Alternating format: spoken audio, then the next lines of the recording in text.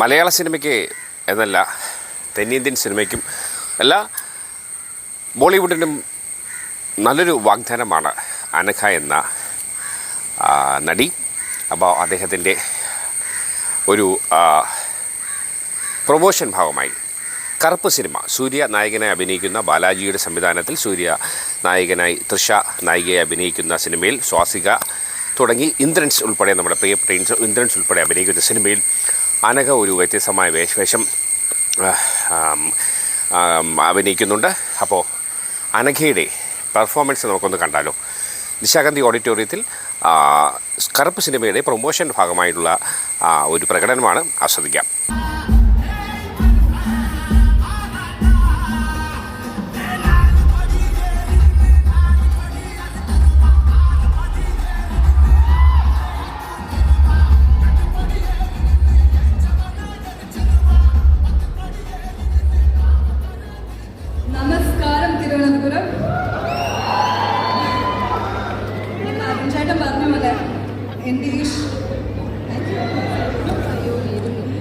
എൻ്റെ ഈ ഒരു കരിയറിൻ്റെ ഷോർട്ട് സ്പാനിൽ ഉണ്ടായ ഏറ്റവും വലിയൊരു മൊമെൻ്റാണിത്.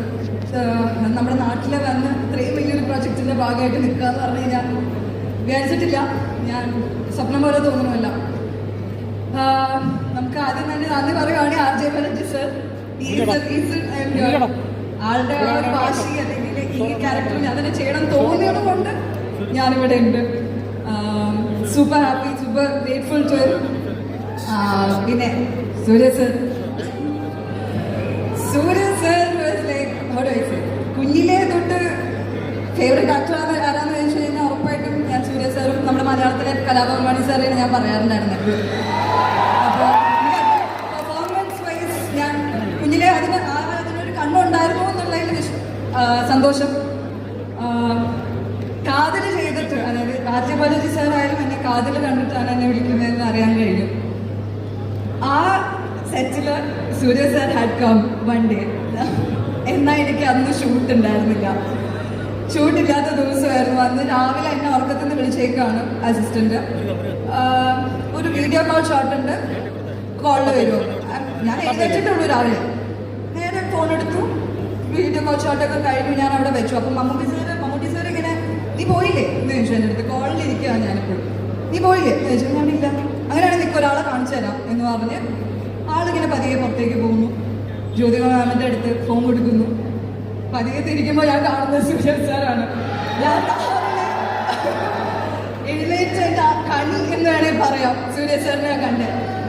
അത് എനിക്ക് ഒരിക്കലും മറക്കാൻ പറ്റാത്തൊരു മൊമെൻ്റാണ്. അന്ന് ഞാൻ അമ്മേനെ വിളിച്ച് ഞാൻ കാര്യം പറഞ്ഞു. അമ്മ ഇങ്ങനെ ഉണ്ടായി, ഞാൻ എനിക്ക് വീഡിയോ കോളിൽ സൂര്യ സാറിനെ കാണാൻ പറ്റി. അപ്പം അമ്മ എൻ്റെ അടുത്ത് ആദ്യം പറഞ്ഞു, അക്കു നിനക്ക് പോയിരുന്നല്ലോ, അവിടെ തൊട്ടടുത്തായിരുന്നല്ലോ ഈ ഷൂട്ട്, ജസ്റ്റ് അവിടെ പോയി കാണാമായിരുന്നല്ലോ നേരിട്ടെന്ന് പറഞ്ഞു. അപ്പം ഞാൻ ചുമ്മാ ഒരു ഷോയ്ക്ക് ഞാൻ ഇങ്ങനെ പറഞ്ഞു, ആളുടെ ഒപ്പം നേരിട്ട് അഭിനയിക്കുമ്പോൾ ഞാൻ കാണാം ആളെ എന്ന് പറഞ്ഞു. അത് അതേപടി സംഭവിച്ചിട്ടുണ്ട്. എനിക്ക് എങ്ങനെ ഈ സന്തോഷം അറിയിക്കണം എന്നറിയില്ല. അത്രയും പവറിൽ വിശ്വസിക്കുന്നുണ്ട്, കറുപ്പിൽ വിശ്വസിക്കുന്നുണ്ട് ഇപ്പോൾ ഓവർ ദ ടൈം. കാരണം ഒരു ഹെവൻലി ഫീലായിരുന്നു, മൊത്തത്തിൽ ഒരു ഗോഡ്ലി ഫീലായിരുന്നു throughout this movie for me. കുറേ കാര്യങ്ങൾ പഠിച്ചു, കുറേ മാറാനുള്ള കാര്യങ്ങൾ പഠിച്ചു. പിന്നെ എടുത്ത് പറയേണ്ട വേറൊരാൾ ഇന്ദ്രൻസ് സർ.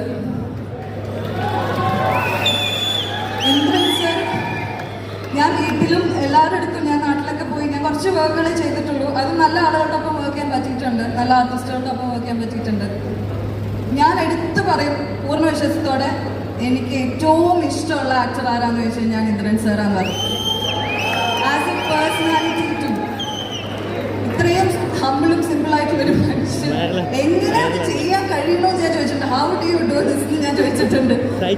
അത്രയും ടാലന്റഡ് ആണ് അവർ. ഒരിക്കലും ആളുടെ ടാലന്റിനെ പറ്റി ചോദിക്കേണ്ട ഒരു ആവശ്യമില്ല. അത് ഇറ്റ്സ് അറ്റ് ദ പേ. നിങ്ങൾ കാണാൻ പോവാണ്, മൂവി കാണുമ്പോൾ നമുക്ക് മനസ്സിലാവും. സാറില്ലാത്തതിൻ്റെ വളരെ വിഷമമുണ്ട്. ഇന്നിപ്പോൾ കോൾ ചെയ്തപ്പോൾ ഞാൻ പറഞ്ഞു, സാർ നമുക്ക് നേരിട്ടൊന്ന് കാണണം, എനിക്ക് സാറിൻ്റെ അടുത്ത് ആ സന്തോഷം കാണിക്കണം, അല്ലെങ്കിൽ ഞങ്ങൾ ഷെയർ ചെയ്യണം എന്ന് ആഗ്രഹിക്കുന്നുണ്ട്. സാറിൻ്റെ ഫോൺ എവിടെ ഉണ്ട്, ഒന്ന് പറഞ്ഞേക്കണേ. എന്തായാലും താങ്ക് യു എവ്രി വൺ. ഇതിൻ്റെ വിഷ്വൽസ് GK വിഷ്വൽസ് അടിപൊളിയായിട്ട് ചെയ്തിട്ടുണ്ട്.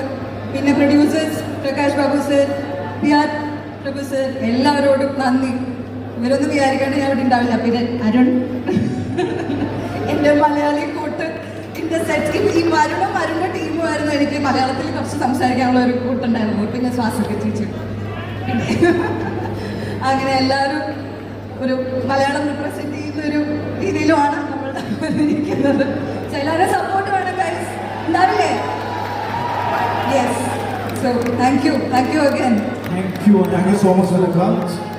അടുത്തതായിട്ട് ഇവിടെ നമ്മൾ അവതരിപ്പിക്കാൻ പോകുന്നത് ഇവിടെ ഇല്ലാത്ത ഒരാളാണ്. നമ്മൾ ഏറെ കാത്തിരുന്ന ഒരു മനുഷ്യനല്ലേ? അതെ, ന്യൂ മ്യൂസിക്കൽ സെൻസേഷൻ എന്നൊക്കെ വേണമെങ്കിൽ അദ്ദേഹത്തെ വിശേഷിപ്പിക്കാം. അദ്ദേഹം ഇവിടെ വരും, നമ്മളുടെ കൂടെ ഒരു പാട്ടൊക്കെ പാടും, ഒരു ഫോട്ടോ ഒക്കെ എടുക്കുന്നത് ഞാനും പ്ലാൻ ചെയ്തിരുന്നു. പക്ഷെ അത് നടന്നില്ല. പക്ഷേ വേറെ രീതിയിൽ അദ്ദേഹത്തെ ഇവിടെ നമുക്ക് കാണിക്കാം. So let's watch this. ടിവിയിലേക്ക് പോവാം.